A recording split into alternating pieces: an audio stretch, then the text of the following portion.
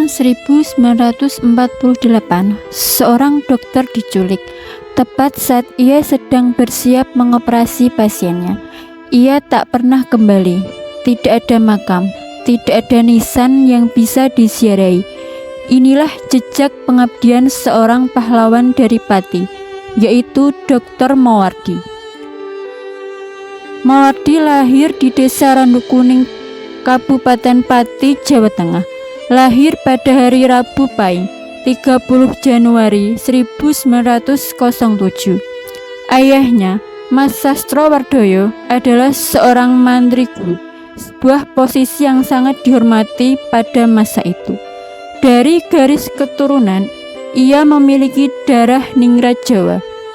Dari ayahnya, Moewardi merupakan keturunan Raden Sunan Landoh atau Syekh Jangkung. Dan dari ibunya, Moewardi merupakan keturunan Aryo Damar, Bupati Palembang. Kecerdasannya membawa Moewardi menempuh pendidikan di Stovia, kampus kedokteran paling bergengsi pada masa itu. Ia lulus sebagai dokter spesialis THT. Meskipun lahir sebagai darah ningrat, ia memilih membuka praktik untuk rakyat kecil yang seringkali tak mampu membayar, dan Moewardi tetap melayani tanpa pamrih, tanpa membedakan. Ia turun langsung ke kampung-kampung, hidup sederhana, berbaur tanpa cara, sampai akhirnya lahirlah satu julukan Dokter Gembel. Julukan ini bukanlah sebuah hinaan, melainkan sebuah simbol bahwa ia sepenuhnya milik rakyat. Saat Jepang datang menggantikan Belanda, Dr. Moewardi menjadi pemimpin barisan pelopor di Jakarta. Organisasi ini memang dibentuk Jepang, namun dimanfaatkan para pemuda sebagai alat perjuangan kemerdekaan. Di bawah kepemimpinannya, barisan pelopor bergerak aktif menggalang kekuatan rakyat. Ia bahkan sempat menjadi buronan Jepang karena perlawanan yang dilakukan. Moewardi kemudian dipercaya memimpin barisan pelopor untuk seluruh Jawa dengan tugas mengamankan para pemimpin bangsa dan lokasi pembacaan teks proklamasi. Hingga akhirnya, teks proklamasi dibacakan, Indonesia merdeka. Namun, sejarah tidak selalu memberi akhir yang adil.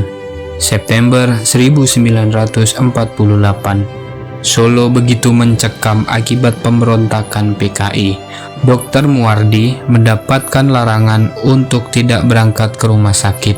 Namun, ia memilih tetap menjalankan tugasnya. Hari itu, ia akan mengoperasi seorang anak yang sakit parah. Sesampainya di rumah sakit, situasi berubah menjadi kacau. Dr. Moewardi diculik. Ia sempat diizinkan menyelesaikan operasi pasiennya sebelum akhirnya dibawa pergi. Dan sejak saat itu, ia tidak pernah kembali. Tidak ada makam, tidak ada pusara, hanya pengabdian yang terus dikenang. Dari Dr. Moewardi, kita belajar satu hal penting, bahwa pengabdian adalah pilihan. Beliau punya banyak alasan untuk hidup aman, bahkan untuk menyelamatkan diri. Namun, beliau memilih untuk tetap tinggal dan melayani sampai akhir hayatnya. Sebagai ASN, kita memang tidak ditodong senjata, tapi kita dihadapkan pada pilihan yang sama. Apakah kita bekerja sekedar menjalankan tugas, atau benar-benar melayani dengan hati? Saat turun ke lapangan, membantu para pemerlu atensi sosial, di titik itulah sebenarnya kita sedang meneruskan perjuangan Dr. Moewardi. Karena pada akhirnya, pengabdian sejati tidak diukur dari kenyamanan posisi, tapi dari seberapa berani kita berpihak pada mereka yang lemah.